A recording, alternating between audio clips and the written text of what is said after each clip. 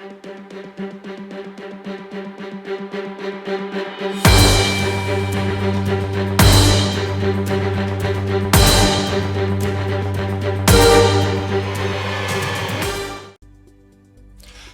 welcome and thank you for joining me. My name is Sunbob and we're playing Robocraft, and we have a new update on what's coming out tomorrow. We've got the patch notes, smart weapons update, and a new weapon tomorrow. Of course, today is Wednesday the 15th, so that'll be tomorrow the 16th.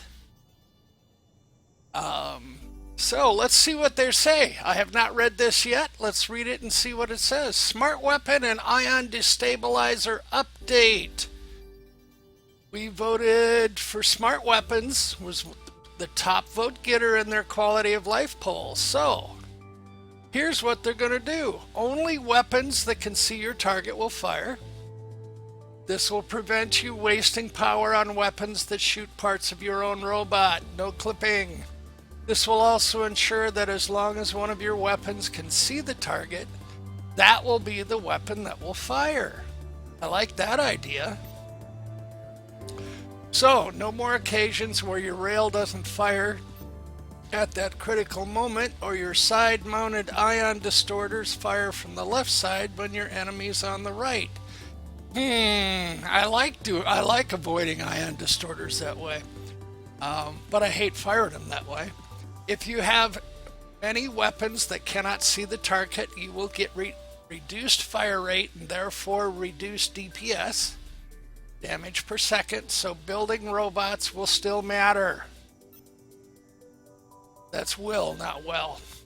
If you have no weapons that can see the target, they will still fire, but you will miss your target. Obviously. Okay. If you want full details on how the system works under the hood, please read the notes at the very end of these patch notes. New weapon, ion destabilizer. We're getting a little shotgun. It's a mini version of the ion distorter. It's an epic rarity weapon. Okay. It is mounted to a single full-size cube like the Proto Seeker, so it has 5 connection points. Where the ion distorter fires 19 projectiles in a single shot, the destabilizer fires 11 with the same spread. CPU cost is $145, so more than the Proto Seeker, versus the distorter, which is $245. And just looking at the pictures, it looks like it's going to be about the size of a Proto Seeker. That's what I'm expecting anyway. Here's what I like to see. Garage changes. You can now have up to 100 free garage bays. We have changed the garage widget to incorporate naming your robot and dismantling your robot on the thumbnail widget itself, which frees up a lot of screen space. Okay. We've added controls so that you can reorder your garage bays. I like that idea. We have added a setting cog icon to each garage bay, which allows you to set the control scheme per robot. In other words, camera control steering or keyboard control steering. This has to do with the strafing mode, so you can set it specifically for each bot. I like that idea. I like this a lot. I want 100 free garage bays. I have more than 25 in my main Sunbob account, and so that has really limited my building there. And I also like the reordering. I like that a lot, because now you can sort. Hopefully you'll be able to sort them, put all your mechs together, put all your tanks together, order them by CPU level, however you want to set up your arsenal. That'd be sort of like setting up your files in a computer, or putting books on bookshelves. How do you want to order them? Strafing hovers and thrusters. Camera control steering now works with both hover blades and thrusters, so your hovers can strafe. Wonderful. It's also possible to create strafing copters, rocket sleds, and drones if you know how. Important, because thrusters can now be steered with the camera in the camera control steering scheme. Some new users who joined after the last update may notice copters and airplanes flying strangely. To fix this, simply set that garage bay's control scheme to the old keyboard control steering, and it will work as it did before. Okay, that'll be interesting to see what's going on there. Although it is possible to create copters that strafe using the thrusters to steer it if you build it correctly, copters do not yet fully support the camera control steering control scheme. That development is starting straight away, and we hope to launch it with a future update soon. That's sort of interesting. I'll keep an eye on that. I definitely like being a copter pilot. We will eventually support the camera control steering scheme on all movement types. If you're curious how it would work with wheels, tanks, or airplanes, then think Halo 5. Remember, this is always totally optional and down to your personal preference. Never played Halo 5, had no idea what they're talking about. User interface changes. We've made a few usability changes to the user interface designed to help users learn Robocraft a little better.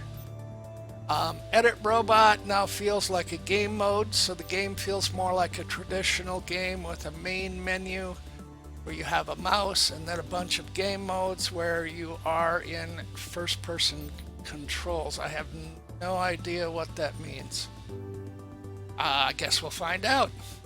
The Edit Robot, Play Game, and Select Robot buttons have been merged into one single button that simply says Play. Okay. Clicking on Play brings up a simple menu. Oh, okay. With options in the order of your typical game flow. Edit Robot, then Test Robot, then Single Player, then Team Deathmatch, then Battle Arena. Also improve this menu visually. You'll now see a very short splash screen when you transition into and out of edit mode, making it consistent with all other game modes and helping to emphasize the transition from mouse cursor UI to FPS controls. Okay, that'll be interesting to see how that works. Okay, edit mode changes, looks and feels a little different now. We've removed the mouse clickable buttons on the top of the edit mode, so no more hold control to get mouse control. All shortcuts in edit mode still work as before, so you can still speedily get around the game if you're already adept at it. Okay, that's your shortcut buttons, I believe. We've added 2 small hints for Q and T to help new users get into the game. Note, we have a full Q, by the way, gets you into your inventory, and T into the test map. Note, we have a full tutorial in development, so these changes are in place of a tutorial. They are just simple things we can do to help new users learn the game while we're developing the full tutorial. That tutorial will be handy. We've added a new, larger, cooler looking CPU bar at the bottom of the screen. Okay, that'll be interesting. New CPU bar shows how much CPU you have used and how much placing the next cube will use, showing it as red if the next cube will take you over max CPU. We've added build error feedback in the form of a small animated pop-up that informs you why you cannot place a block. It's overlapping, you're over max CPU, if the mirrored version is overlapping, etc. That might be handy. And new music has been added to the main menu. That'll be fun. Other changes, control is now down as opposed to shift. This is to mimic crouch in most FPS games, where in most FPS games shift is run. We'll probably support run on shift in edit mode soon too. Tesla blades damage reduced slightly. Small Tesla, no changes. Middle Tesla, 7%. Big Tesla, 15%. Don't mind that. Anytime they nerf Teslas, I'm happy. Refine the boundaries of the team deathmatch Earth map to prevent players from climbing up to locations they weren't supposed to reach. Don't know what that would be, but that's all right. Respawn invulnerability duration has been decreased in all game modes except the team deathmatch. It's 15 seconds in TDM and 3 seconds in the pit and battle arena, including League Arena. Heal power was increased to help ensure invulnerability after respawn. I didn't even know we had a invulnerability in the pit and battle arena. Fair enough. We've added special effect and audio feedback to help you see when a player is invulnerable after respawn, so you don't waste power trying to kill them during this time. That could be handy. Reduce the delay when rare items drop in crates to speed up crate animations and help emphasize when epic and legendaries drop more. Note, we plan to allow you to speed up these animations and open crates when you like in future. We just haven't got that stuff done yet. Good.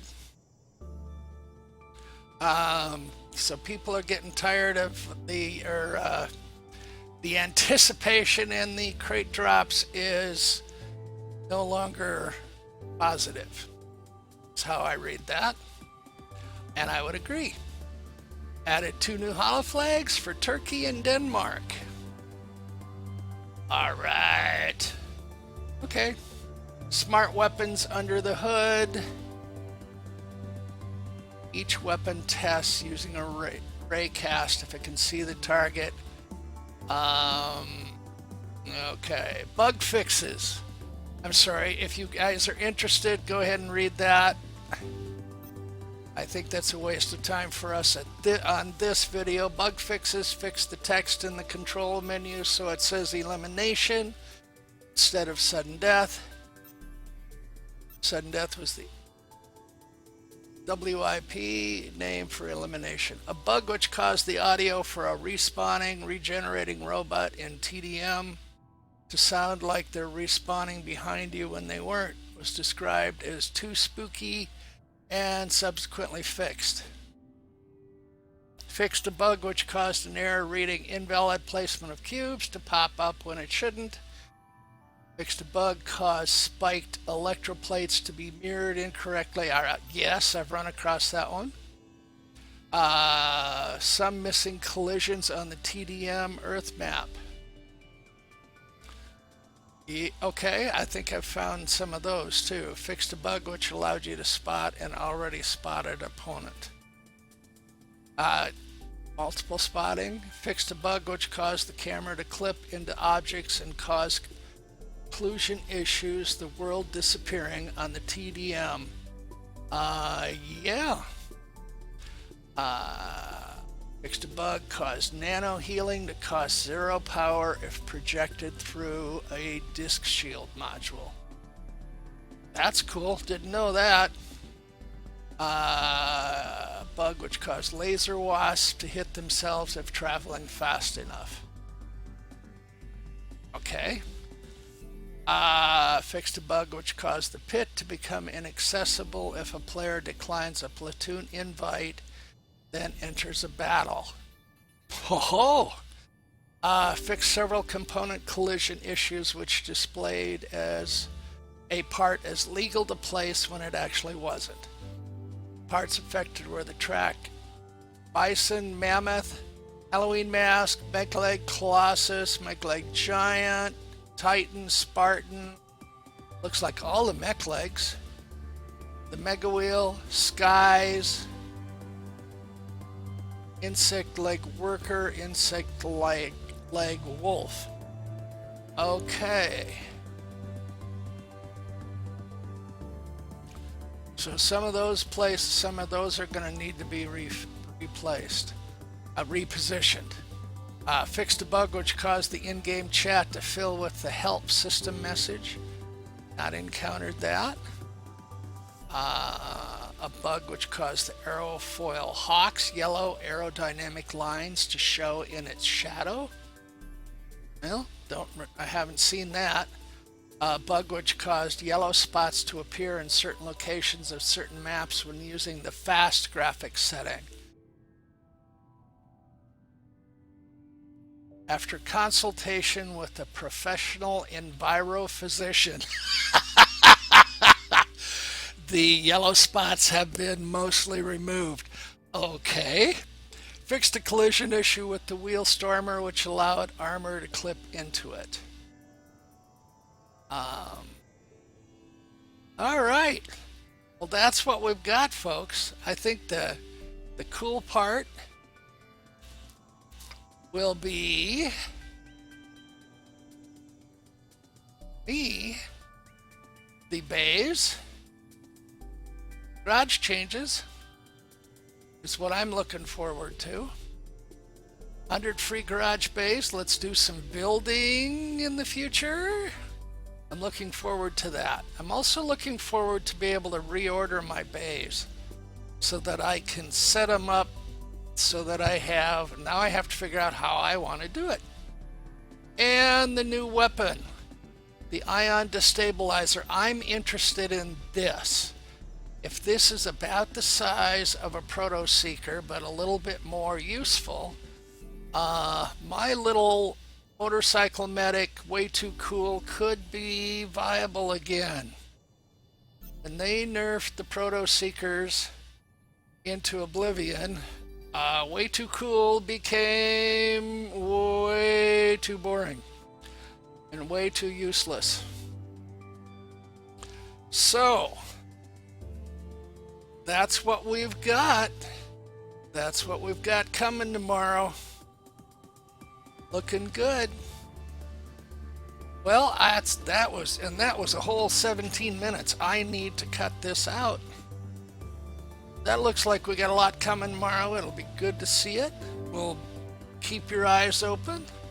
I'll be here tomorrow and try to get a video up with that new shotgun. Let's see what we got. So we'll call it quits for here. Thank you for joining me, and as always, do your battling in the games, but in your world, I bid you peace. Bye-bye.